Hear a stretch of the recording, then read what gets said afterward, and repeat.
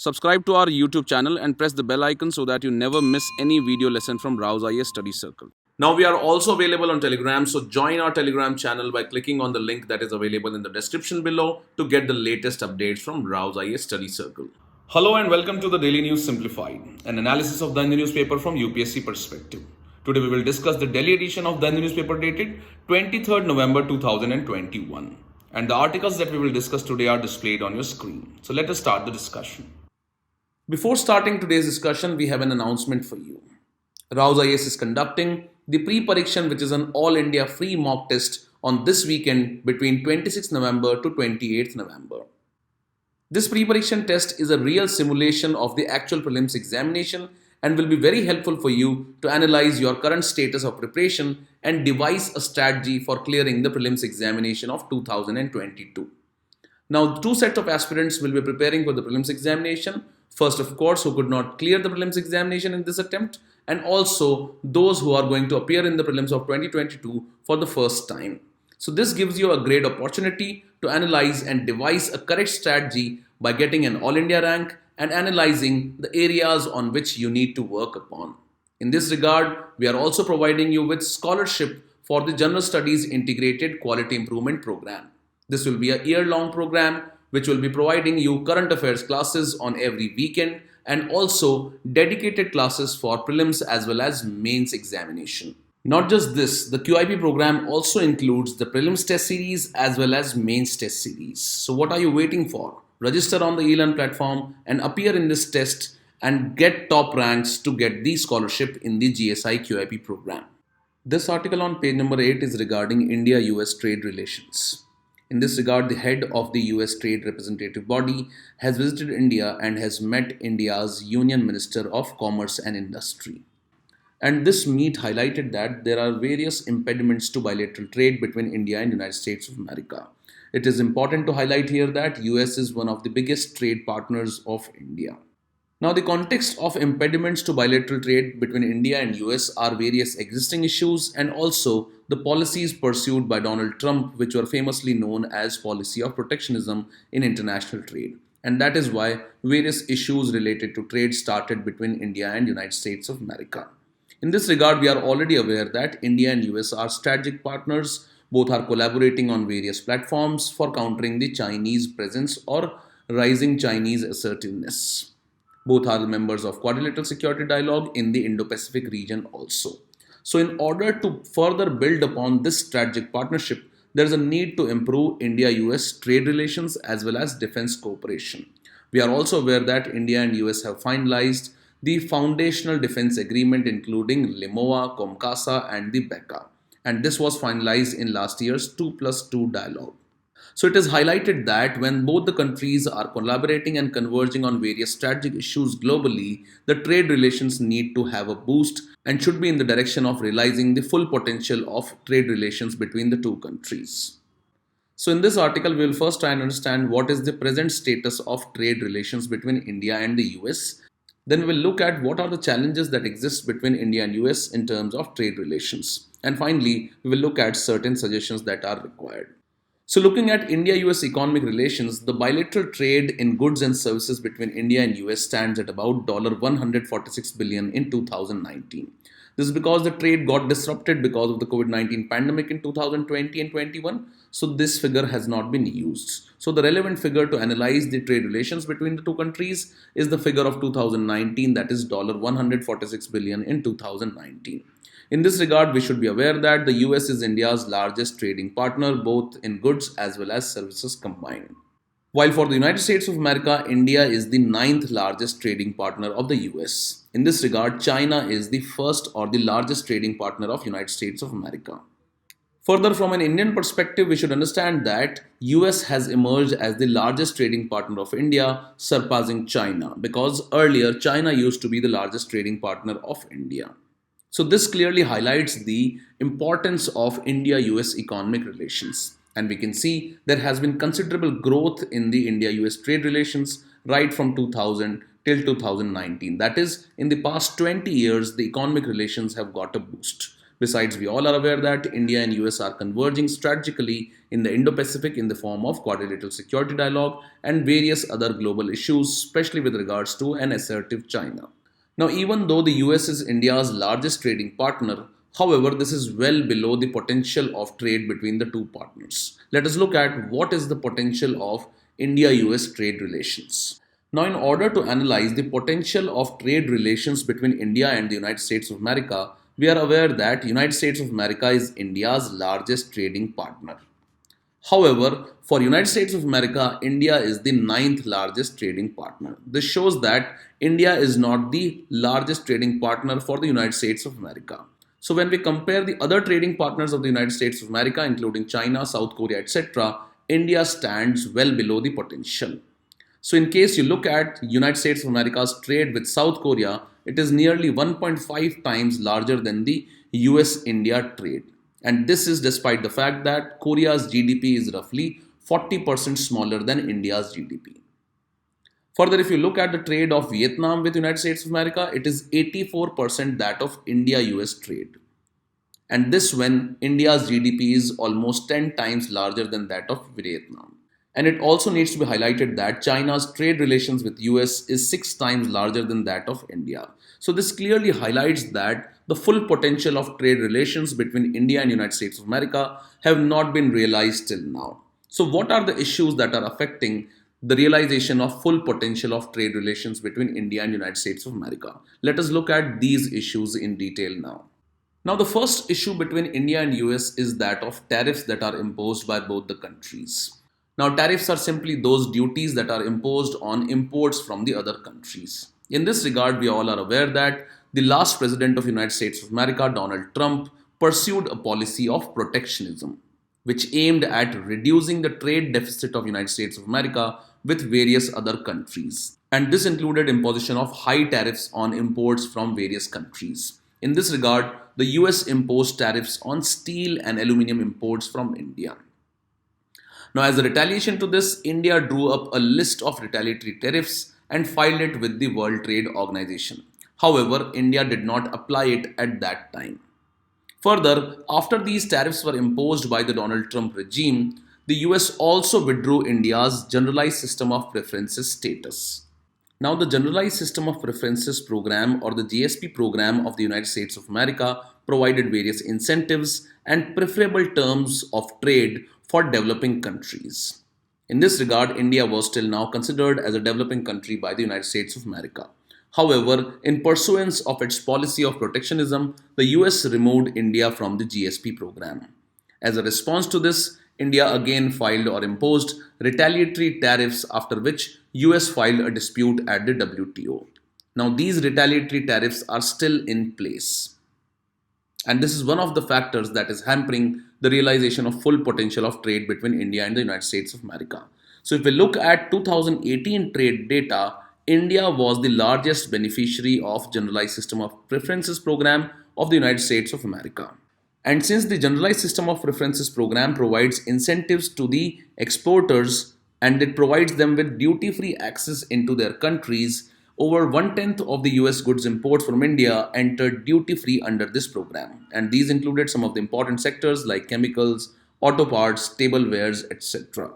So this clearly highlighted that India was one of the biggest beneficiary of the GSP program of United States of America, which provided duty-free access to the Indian imports into the United States of America. However, because India has now been removed from the GSP program, it is affecting or hurting India's exports. Another issue that has confronted both these countries is the issue of intellectual property rights. And the United States of America has continuously raised issues regarding the intellectual property rights regime in India. And US has various concerns including the piracy of softwares, films, musics and weak patent protections in India. In this regard, India amended the Patents Act back in 2005 and it brought out various important changes. In this regard, India amended the Patents Act of India in 2005. And in this regard, India recognized the product patent rather than the process patent.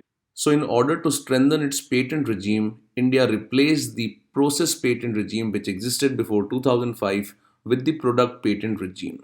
Now simply, product and process patent means if there is a disease, and for that, if a medicine has been developed and if product patent has been provided to that particular medicine, no other company can produce that particular product. However, earlier when there was process patent regime, in that particular case, the other companies could arrive at the same product by using a different process. So for example, there is a disease, and if M is the medicine for that, and if a company X produces this particular medicine, and in the product patent regime, this particular medicine that is produced by company X is secured completely. That is, no other company can produce the same product using any other process.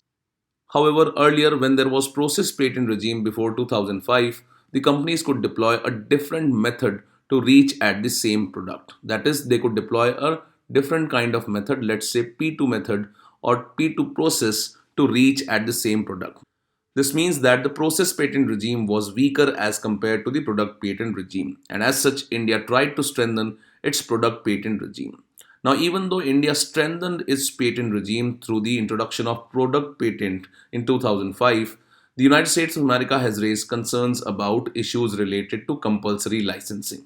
Compulsory licensing simply means that even when the product patent regime has been provided for in the Indian law to strengthen the patent product regime, the government, in case of any health emergency, can provide the licenses to different companies to produce the same medicine. And that is why the US has raised concerns about these particular provisions in the Indian patent law. To learn more about product and the process patent regime, you can go through the Compass magazine of economy that is uploaded on the eLearn platform. The next issue between India and the United States of America is regarding the investments in terms of the foreign direct investment. And India restricts foreign direct investment in certain sectors for which beyond a limit the FDI investors have to take the government route. And it is not the automatic route that can be taken by the FDI investors into India. And this move of India has been opposed by the United States of America time and again.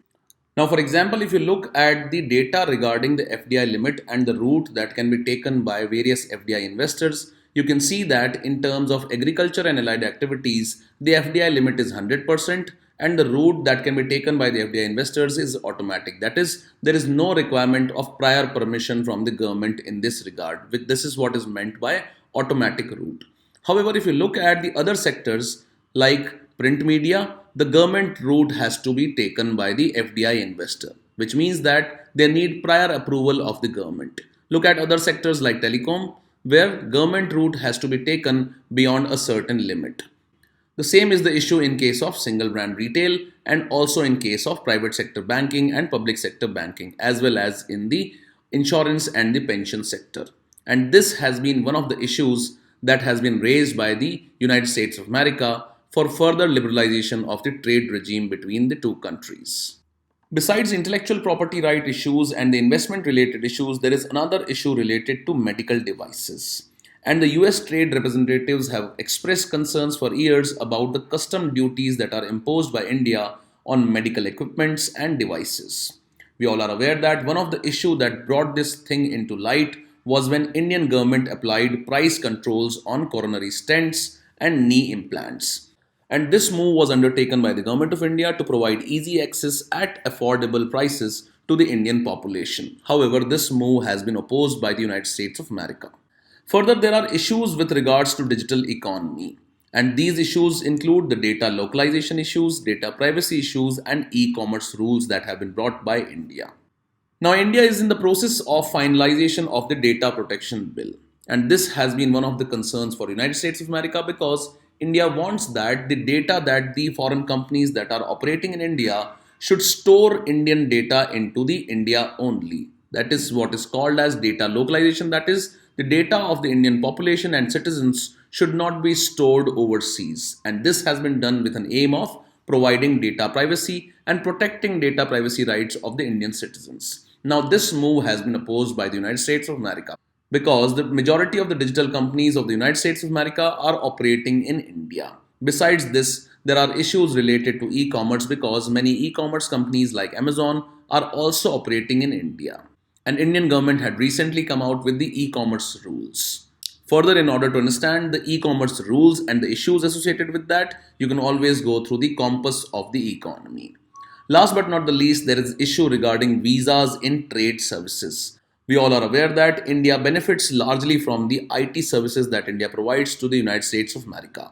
And in this regard, the movement of the skilled IT experts from India to the United States of America is restricted by the way of US's visa regime.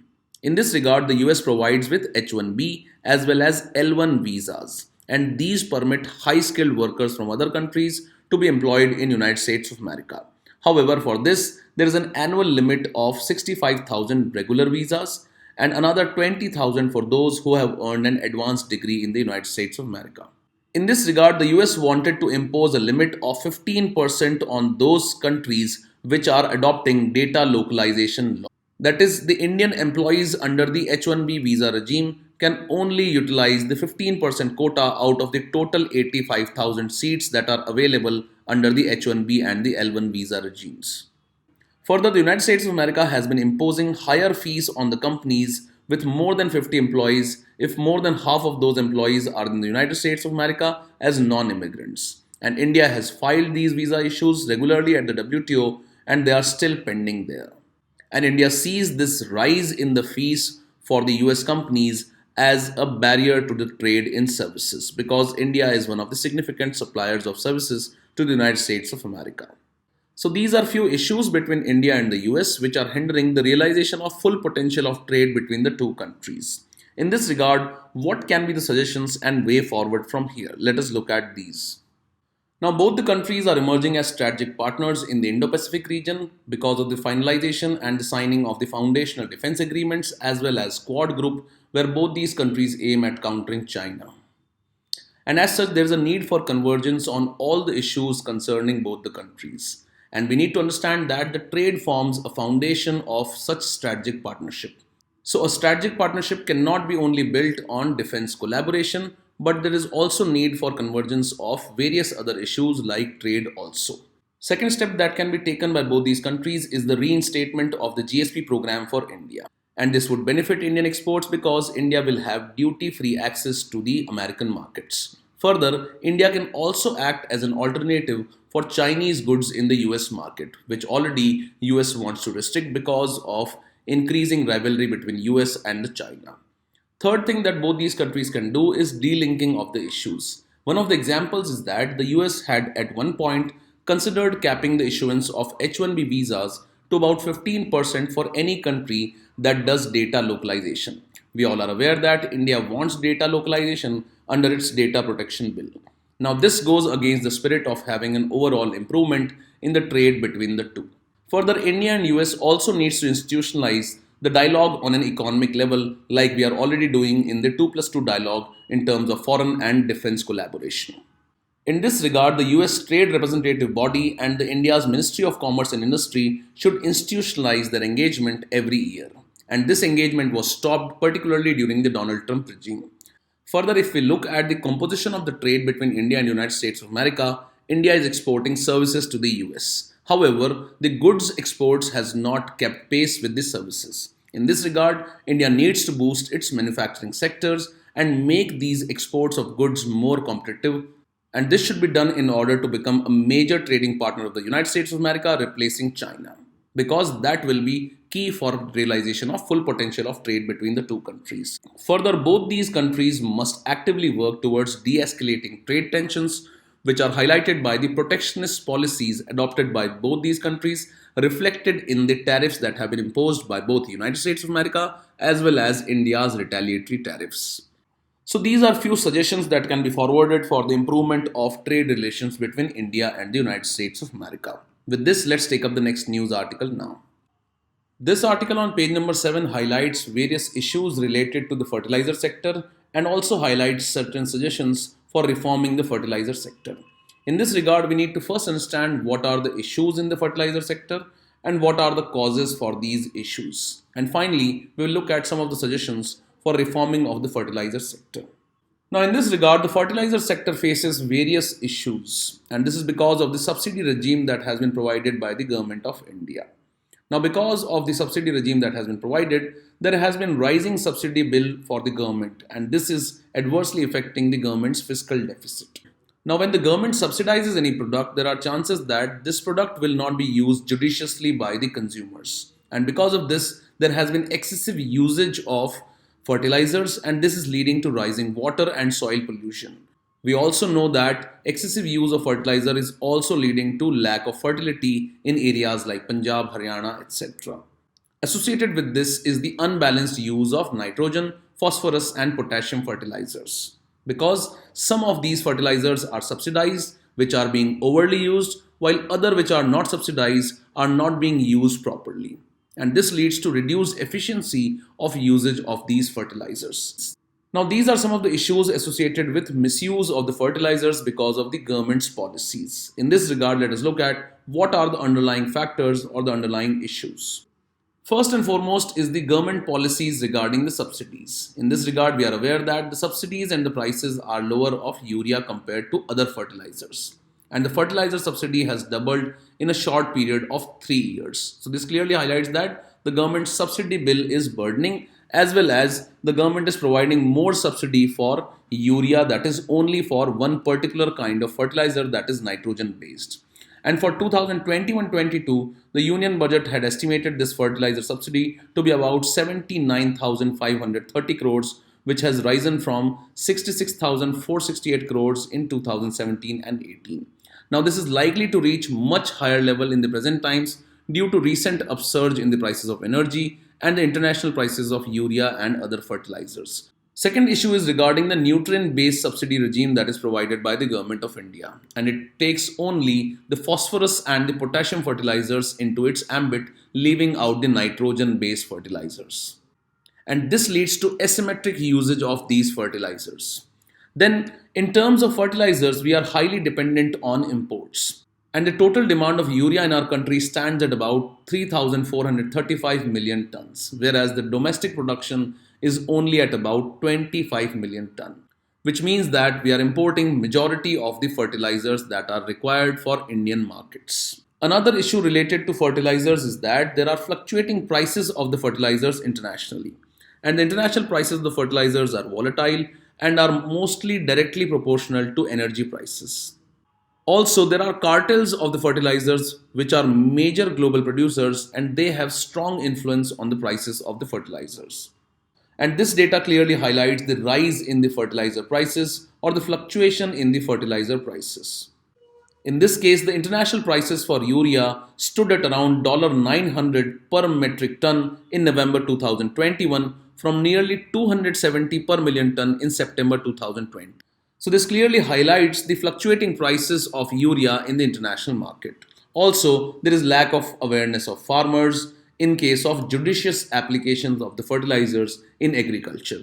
And in order to increase their short-term productions, the farmers sometimes adopt irrational practices by deploying or using these fertilizers disproportionately. And this has been one of the biggest cause of environmental concerns, including pollutions of water, soil, as well as reducing fertility in areas like Punjab and Haryana. So, what are the implications of these policies that have been adopted by the government, and also various issues associated with the fertilizers usage in India?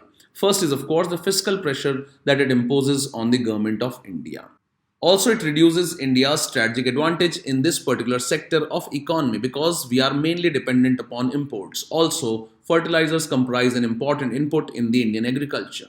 Then, because of the increasing pollution of the soil and water because of these fertilizers, there are high health costs. One of the diseases that is caused by nitrogen pollution is the blue baby syndrome. And then we of course have the environmental externalities or environmental issues that are arising because of disproportionate use of fertilizers leading to soil water contamination, eutrophication, as well as biomagnification. And because of the subsidy that is provided by the Government of India to the fertilizer sector, there are various disputes that arise at the WTO.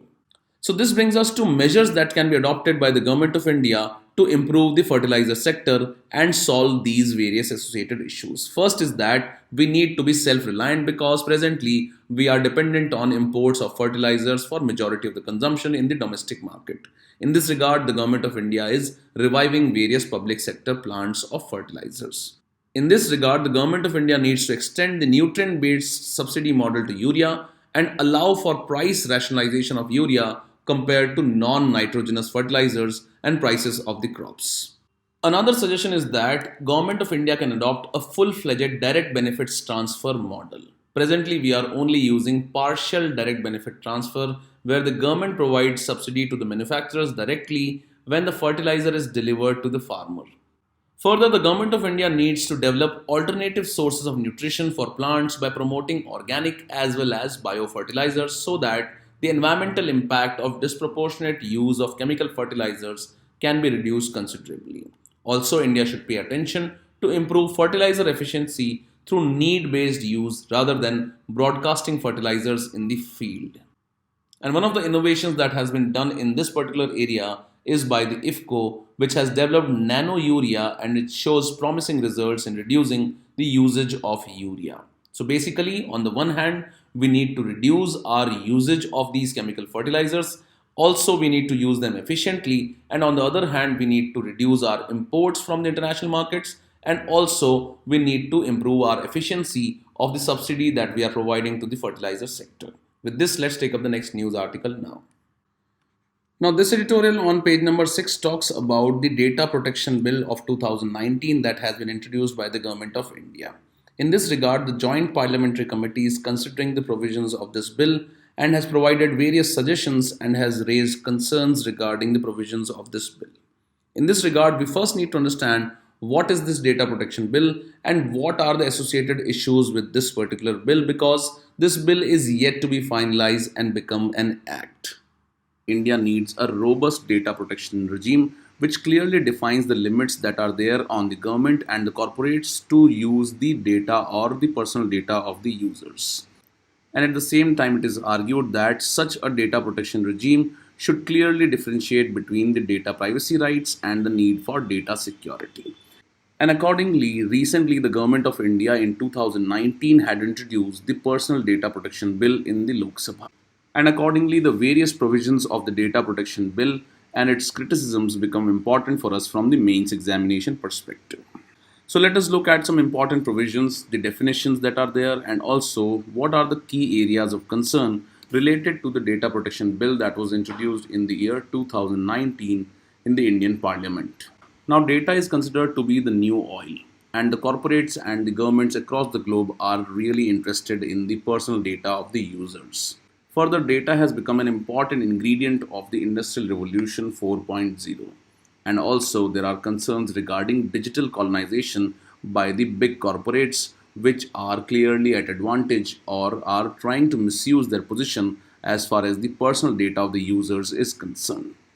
And accordingly, the Government of India's Data Protection Bill provides for certain provisions which safeguard the rights of the individuals and at the same time also provides the corporates and the governments the right to access the personal data. Now, India formulated its Data Protection Bill in the backdrop of one of the important judgments by the Supreme Court of India that was given in the year 2017. And this judgment was known as the Puttaswamy judgment, and it made the right to privacy as one of the fundamental rights under Article 21 of the Indian Constitution. And in this backdrop, the Government of India formulated this Data Protection Bill and introduced it in the Parliament with the view of protecting the data of the individuals and providing this right to privacy as a fundamental right to the individuals. Now, the Data Protection Bill focuses on 4 important issues. First is related to data localization. That is, where is the data being stored or processed? Is it being stored in India only, or is it being stored outside India, or it is being processed in India, or is it being processed outside India? Second issue is that of consent of the individual regarding the processing of data. Third is regarding the compliance of the corporates with the government rules. And finally, the bills provide for certain exceptions. So in this regard, there are 3 important definitions that have been provided in the Data Protection Bill, and these include the data principal, data fiduciary, and data processor. Now, data principal simply means the natural person to whom the personal data relates. For example, if any individual is using an online application on his or her phone, then he or she is considered to be the data principal. That is, it is his or her personal data. Second is the data fiduciary, and it refers to any person, which can also include the state, that is the government, a a company or any juristic entity or any individual who alone or with others determines the purpose and the means of processing of personal data. So these are basically the players who are involved in the processing of the personal data. Then the data processor refers to any person, state, company or juristic entity who processes personal data on the behalf of a data fiduciary. For example, Government of India wants the data of individuals to be processed, and for that if it has hired a data processor company, then that will be the data processor company which has been processing the personal data on behalf of the data fiduciary, that is the state or the Indian government. So these are few definitions that have been provided in the data protection bill, which include the data principal, data fiduciary and data processor. Then the next important question is, on which entities is the data protection bill applicable? So firstly, it is applicable on the government itself. Secondly, on the companies that are incorporated in India, and on foreign companies that are dealing with personal data of individuals in India. So these are the three broad categories on which the data protection bill will be applicable. Now the next thing that the data protection bill does is that it categorizes the data. And for this it defines the personal data as the data which pertains to characteristics, traits or attributes of identity which can be used to identify an individual. And accordingly, the bill categorizes the data into three broad categories. First is general personal data, second is sensitive personal data, and third is critical personal data. Now, regarding the general personal data, the data localization is not required. That is, it is not compulsory on the companies to store the data in India. And for this general personal data, the bill allows personal data to be stored and processed abroad without requiring any mirror of the data or any second copy of that data in India. So this is the general personal data. However, the second category that has been defined by the data protection bill is the sensitive personal data. Now, this sensitive personal data can include the caste data, financial data, biometric data, religious or political belief related data, etc. And for such a data localization is required. That is, a copy has to be there in India if any foreign company is accessing that kind of data. And this sensitive personal data shall be stored only in India. And if such a data has to be processed abroad, then it has to be done only with the consent and approval of the data protection authority that has been created by the data protection bill itself. Then there is third category of data, which is known as the critical personal data. And what constitutes this critical personal data will be notified by the central government from time to time. And regarding localization, data localization is required, and both for the storage and processing of data on the servers located solely within the national borders, which means that such critical personal data can only be stored and processed within the servers that are located within the national borders or within the boundaries of India. And that cannot be taken out of the India at any cost, even with the approval of the data protection authority. So this is the kind of safeguard that has been provided for critical personal data, sensitive personal data, and also general personal data. So by categorizing the data into these three broad categories, the Government of India has tried to safeguard the data and the rights of the individuals, and at the same time it has tried to provide freedom to the companies to use the data for improving their business prospects. So it has balanced the issues of right to privacy vis-a-vis the business requirements of the companies or the corporates. Then there are certain obligations that have been put on the data fiduciaries. And we note that these are those entities which can process the personal user data. Now, what are the obligations on these data fiduciaries? So first is that processing of data will be subject to certain purpose, collection and storage limits. For this, personal data can be processed only for specific, clear and lawful purpose. Further, these data fiduciaries will have to implement security safeguards, which will include data encryption, and also will have to provide safeguards for preventing the misuse of data that they are processing. Further, these data fiduciaries will have to institute grievance redressal mechanism to address the complaints of the individuals. And also, these fiduciaries will have to create institutional mechanisms for age verification and parental consent when processing the sensitive personal data of children. Now, besides providing certain obligations on the data fiduciaries, the protection bill also provides for rights of certain individuals.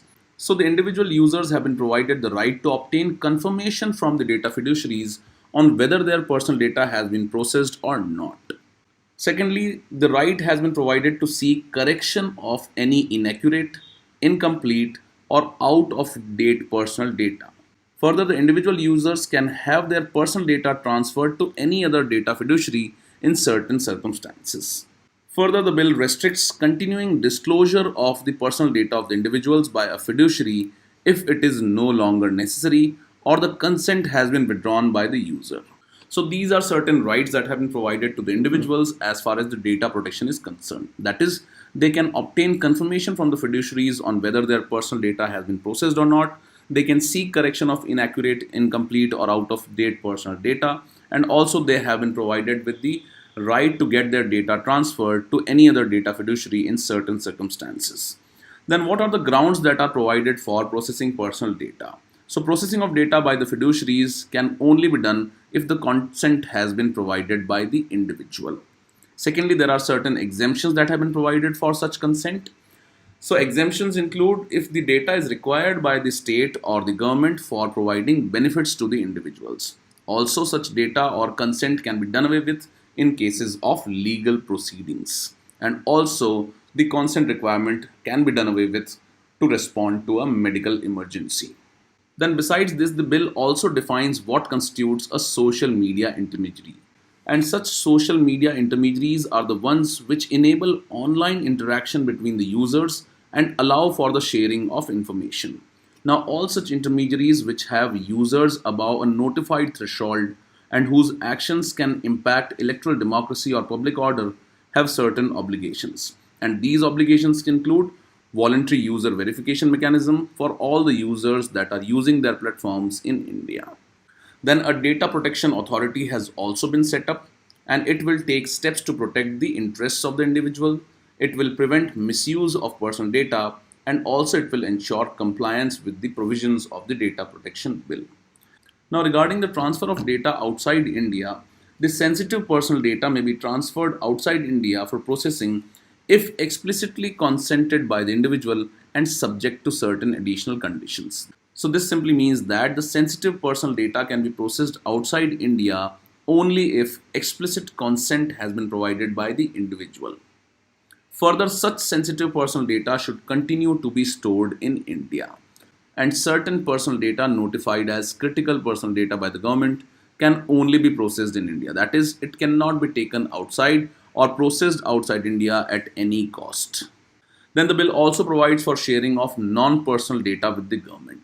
And accordingly, the central government can direct the data fiduciaries to provide it with any non-personal data or anonymized personal data for better targeting of the service.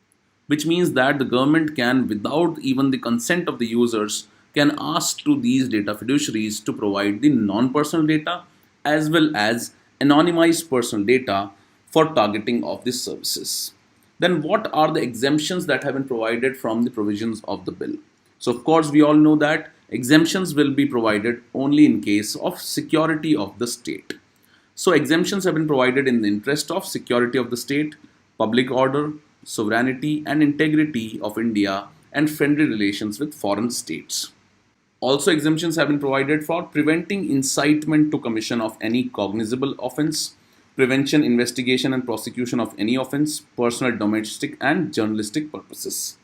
And in such cases, the processing must be for specific, clear and lawful purpose. And if the provisions that have been provided under the data protection law have not been followed, they are considered to be offenses, and for that penalties have been provided in the data protection bill itself. Now, after looking at some of the provisions that have been provided under the data protection bill, let us look at some of the issues or concerns with the provision of the data protection bill. Now, the first issue or concern is regarding the issue of data localization. That is, should the data be stored in India or can it be taken outside for processing by the corporations and companies? In this regard, it is being said that the 2019 Data Protection Bill has moved away from the recommendations of B.N. Sri Krishna Committee. And this committee was constituted for providing certain recommendations related to data protection. And it had recommended for localization of the data, that is, all the user data related to the Indians should be stored and processed compulsorily in India only. However, this bill has done away with this recommendation of the B.N. Sri Krishna Committee. And now the data can also be transferred abroad. However, it has to be done with the consent of the individual. Now, although general data can be taken and processed outside India or can be processed abroad, certain restrictions have been provided regarding sensitive data and the critical personal data. Further, we note that this bill mandates the fiduciaries to give the government any non-personal data. However, the bill does not explicitly define or mention about the ingredients of such non-personal data, and this can lead to, or it provides scope for, misutilization of such data by the government itself. That is, limited protection has been provided into the bill regarding the non-personal data which can be accessed by the government of India. And this is because it does not clearly define as to what constitutes this non-personal data. Further, the bill allows data processing without the individual's consent for reasonable purposes.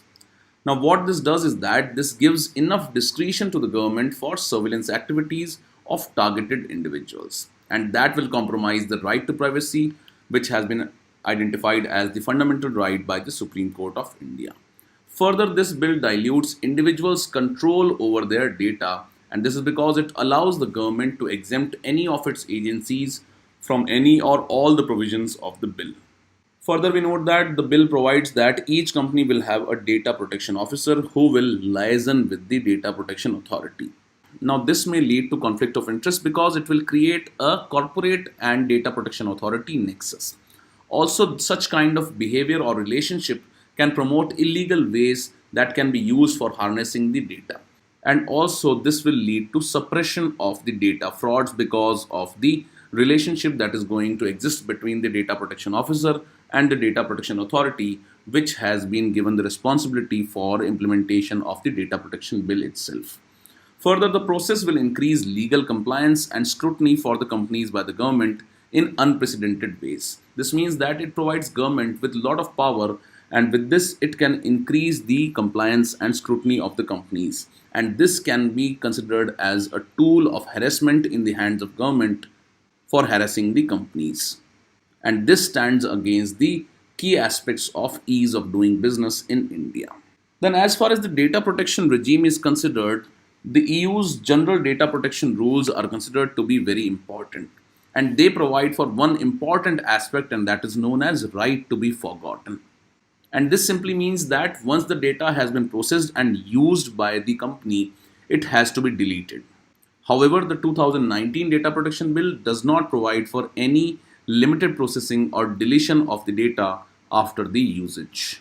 And this provision of right to be forgotten was also mandated as a part of right to privacy under the Supreme Court's Puttaswamy judgment. Further, we note that one of the provisions of the Data Protection Bill is that government can collect your non-personal data. However, such collection of non-personal data by the government is seen as standing against the principle of limited purpose limitation, which means that the government or any entity which uses your data should only use it for limited purpose.